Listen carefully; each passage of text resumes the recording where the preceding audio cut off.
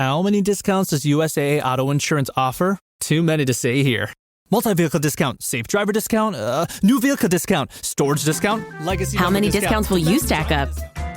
Visit USAA.com/auto discounts. Restrictions apply. Who says you can't be the topic of conversation for all the right reasons?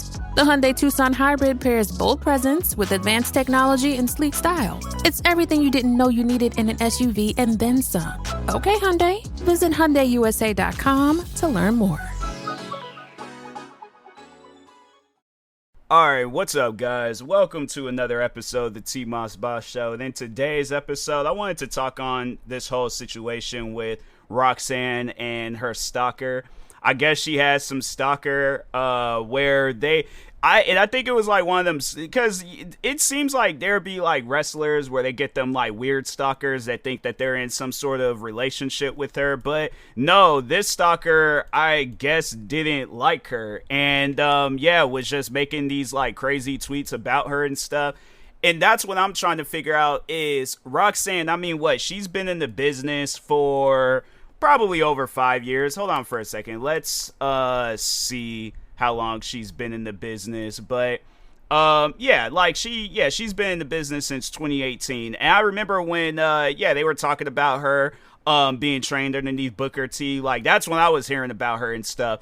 And then, she was wrestling for his wrestling organization, made it over to NXT. Now she's on the main roster. What I'm trying to figure out, though, is during that time frame, like they said, she got into wrestling or debuted in 2018. There's like, so they say she began training at age 13 and later trained under Booker T. I'm reading this off of Wikipedia. Starting at age 16. She made her pro wrestling debut in December 2018. Okay, so from December 2018 all the way up until this present day, what has Roxanne done to, I guess, deserve the hate that she's getting, or to deserve this stalker on her case?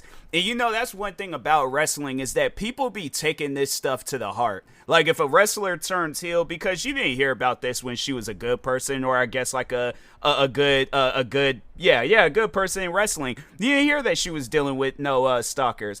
All of a sudden, she turns heel. And now I just remember it with Seth Rollins. When it was Seth Rollins, I feel like he's been a heel for a minute now. I feel like he's been more of a heel than a face, but no, overall, I just remember the time where he was walking out, and I think it was like a guy that was trying to be a wrestler, but he tackled Seth Rollins. But I mean, you see that though with the bad guys. You see where it happened to Eddie Guerrero during a ladder match, then Seth Rollins, now Roxanne. I'm trying to think of some other wrestlers where it's like it's just somebody they take wrestling way too seriously. They don't realize that like them being a bad guy, it's an act. Like they're the best of friends with those that they're wrestling with. Like, and just to use it as an example, and you would really think that they would hate each other in real life, but no. Seth Rollins and CM Punk, like, that's a question that I have for people. Do you genuinely think that they both hate each other? Or they're just really good at what they're doing, that they got us convinced that they hate each other? Because I'm going to go with that option. I'm going to go with that option that Seth Rollins and CM Punk, they don't really hate each other. If they do, man, it's like they work so well with each other. It's like them having this ongoing feud. It's like, dang, bro. And then that's the funny thing about it. Years down the road, both of them going to be retired, sitting around, drinking whatever their favorite beverages are, and they're going to be like, man, we really made some art back then. We really did some things that was like, wow. Like, that was some next level stuff. Like, nobody wasn't expecting this rivalry to be as good as it was. And probably, you know what? No, then that's going to be the thing. They're going to probably be old men still holding on to that rivalry. But that's the thing, though. We're not going to, we probably would never see it that them guys is the best of friends. Now, maybe I'm wrong. Maybe they really do hate each other. And if they do, that's their own personal business. Just like Roxanne in her life, that's her own personal business. And the thing is this, because I've dealt with my fair share of internet stalkers, having it where people, they have like this. And yeah, it's because of my attitude. It's because I guess, like, to some people, I am a villainous content creator. And that's even something to just talk on that. It's like, But why though? What led me to that point? And I guess like if we're making it seem like that wrestling is real, okay, the wrestling is real. Roxanne, she really is this bad person, right? What got her to that point? Because I would say that the reason why she the person that she is today, she has I was getting ready to say something that's like the reason why she is because I was getting ready to say something. I was like, no, I had to stop myself because I'm like, that wouldn't have made no sense. But and that's the thing where I'm like, I guess like getting back to, you know, some just real life stuff. I don't remember what they wrote, I guess, for Roxanne being a bad person. I can't remember who she turned on. I don't know why she's a bad person. But overall, at the end of the day, that doesn't, who she is on TV doesn't define who she is like face to face IRL, like outside of the wrestling ring, you know, where she's just out and about minding her own business, going to I'm trying to think of some stores, Target, and getting a fake plant. I don't know, she might be into fake plants, but regardless of the fact, whoever, like, I don't know, I felt kind of weird calling her by her government name and stuff, but she's Roxanne on TV. Her government name and who she is outside of like wrestling, that's who she is. Two different people, or whatever she's doing on TV, that's who she really is in real life. But at the end of the day, that ain't got nothing to do with us. Us as fans, us as wrestling fans, all we need to do is watch it on TV, or if we get tickets, watch it live. But we can't get involved, we can't interfere, we can't do no stuff where we're leaking out her personal information. Like when I seen that all that stuff was going down, I was trying to like piece it together. I've been following this girl ever since the start, like, of her being in NXT. What did she do wrong? That's what I would like to know. Let's just see if ChatGPT, if they have like an answer. I shouldn't ask AI. You know what? Nah, let's just see what all the different stuff that pops up. Well, I know that one thing for sure.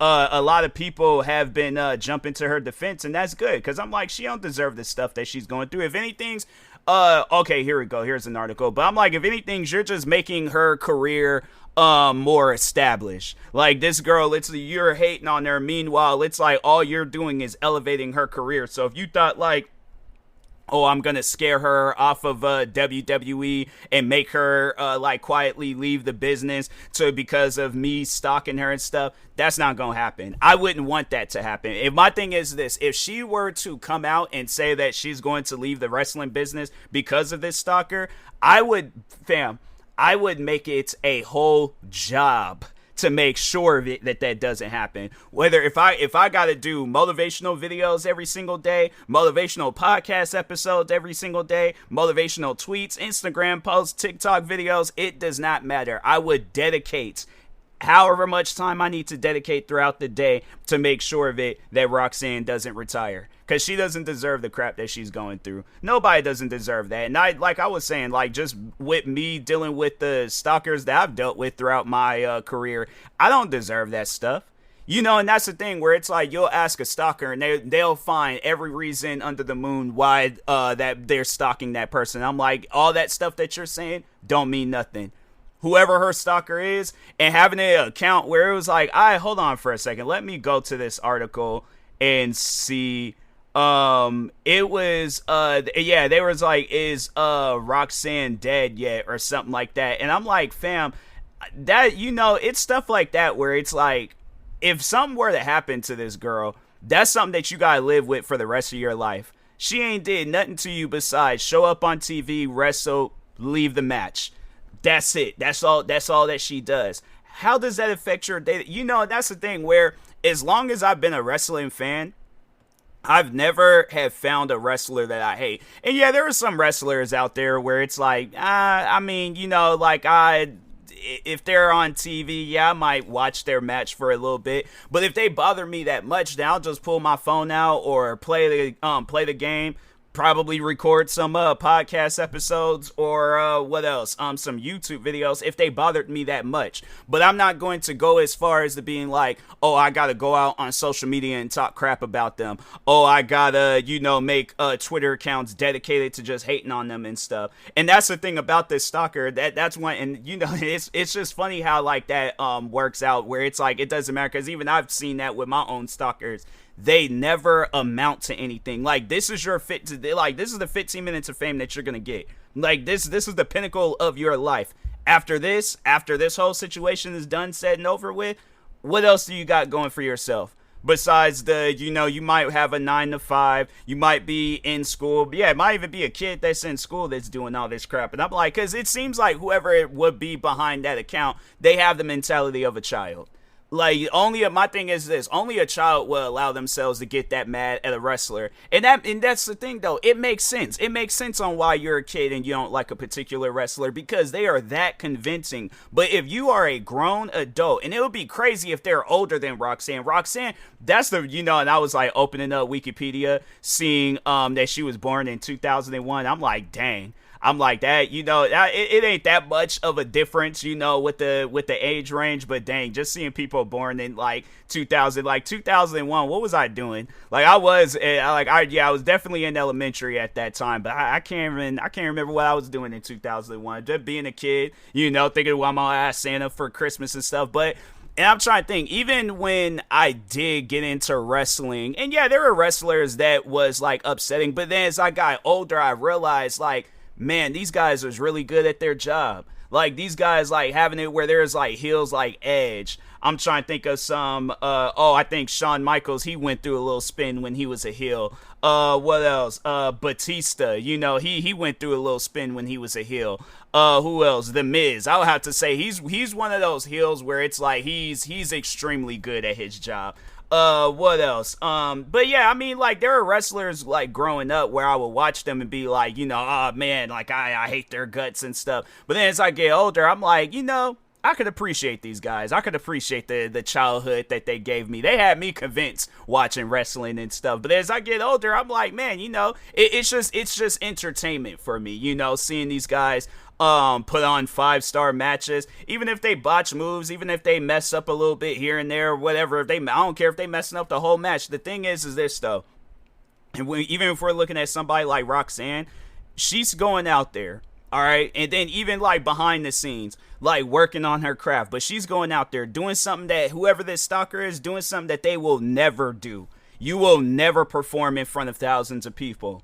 Like, this is, and like I said, this is as high as it's going to get for you when it comes to the fame stuff. But that's the thing, though. You got people against you. Yeah, you might have it all made up in your head that you hate Roxanne, but it's like, fam, there's going to be more people on your case. There's going to be more people going after you than I guess a bunch of people going after Roxanne. Because there ain't no reason. The thing is this. What has she done to you personally? Like, what? Oh, she ignored your message. She didn't like your tweet. She didn't respond to whatever, like, oh, she didn't sign your autograph. 4 or 5 in the morning when she probably barely ain't got no sleep, and you're all up in her face at the airport wanting her to sign an action figure, wanting her to sign a t-shirt, wanting her to sign a belt. And she's like, fam, I'm just trying to go to this performance center and work on my craft. Ain't got time to be doing all this extra stuff. Let me be. Leave me alone. That upset you? Fam, that's the thing. You're not, all this stuff that you are like, that you got made up in your mind on why you're upset about, like, I guess, like, Roxanne's existence. You're not entitled to anything that you ask of her.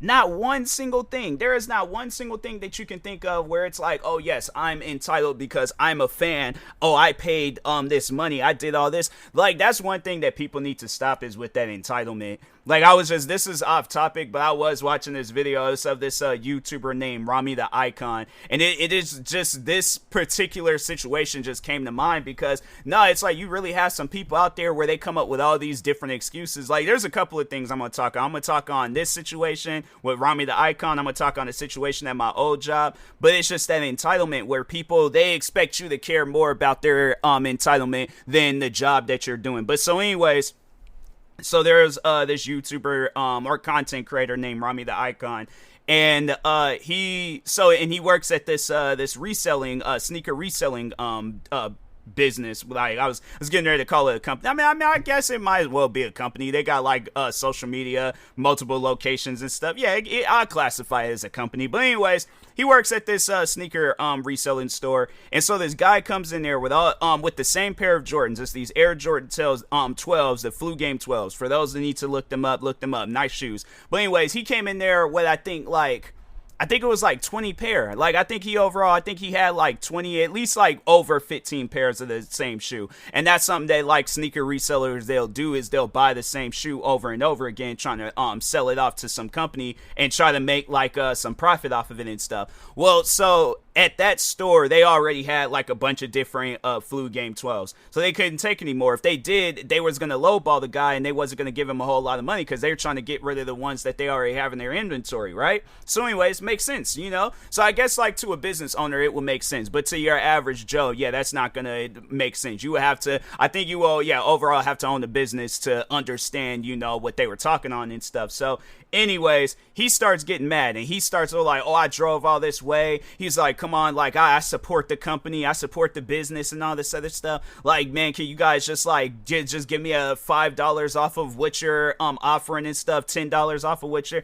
and they couldn't do it. So then the guy starts getting mad. He starts you know, like just pretty much calling them out, trying to get them all riled up and all that. And he ended up doing so. But see, that was the thing. That's what he did. He posted the video in the like just in a way where you would look at Rami the Icon as this suspect when really he was the victim, because Rami the Icon, he posted the video, he posted the whole interaction. The guy, he just only posted at the last moment when Rami the Icon, and I think it was another guy that works there, he's a YouTuber also, I think his name is Frankie or Frank. But anyways, but yeah, there was like, I think it was Frankie, he started throwing his shoes outside the store and stuff. But yeah, that guy deserved that, because it was like that entitlement, it's like he allowed it to get the best of him. And it's like, fam, accept no for an answer, move on. All right, go somewhere else and try to sell the shoes. But he talking about he drove all this way, and it's like, I think even Rami has said that in the video. Nobody told you to drive all that way. You came out here on your own free will, so that's on you, bro. They ain't got nothing to do with me. All right. So, but anyways, then there was just the one time I remember at my old job where this so there's this like we had like this hour where we would have to transfer, because I worked at this cafe, so we had this hour where we had to transfer the breakfast food over or like get rid of the breakfast food and then put out the lunch food. So we called that the turnover hour, right? So we would put the food out, but customers wasn't allowed to touch it or eat at it and stuff until 11 o'clock when we opened up for lunch. So we were open, but we were like in a way closed. We just couldn't serve no lunch food. So anyways, the food is covered, all right? Remember that. The food is covered. I'm saying remember it like I was going to say some other stuff. No, food is covered. This woman walks in, starts helping herself to the food that wasn't even supposed to be like served yet. And that's the thing, like, so when a customer eats at the food before we open, the cook has to take that, like, because it was the deli area, they have to take that food out, and then they have to go and pretty much like replenish it and stuff. And so I look at the lady, I'm like, hey, we're not open, we can't serve that food yet. She looked at me and said, but I'm pregnant. And I'm thinking to myself, you know, let me just walk away before I say something that I'm going to end up regretting. But I'm thinking to myself, that's not my baby. Why am I worried about it? You should have been worried about that baby when you woke up this morning. Your baby ain't my responsibilities and stuff. So, but yeah, overall, switching it back to the stalker, I'm like, whatever Roxanne did to you, it's like, fam, you got to let that stuff go. But don't do no stuff where it's going to end up landing you in prison pretty much. So, but anyways, yeah, I'm going to go ahead and call it right now with this podcast episode. I would talk a little bit more, but I got to hurry up and do this stream. So anyways, thank you for everybody that stopped by today's episode. Stay tuned for the next episode. Like, subscribe, viewing this on YouTube. Follow or subscribe, viewing this on the podcast streaming service. And all right, here we go. New Phineas and Ferb is here. We're back, baby. For 104 more days. I know what we're gonna do today. Of summer vacation. I am ready for summer shenanigans. Let's do it. Oh, yeah. All right. We're gonna bust Phineas and Ferb once and for all. Are we gonna do this again? New inventions, shenanigans, innators, adventures, and songs. Brand new summer vacation. New Phineas and Ferb starts June 5th on Disney Channel and next day on Disney Plus. On DisneyPlus.Disney.com. and peace.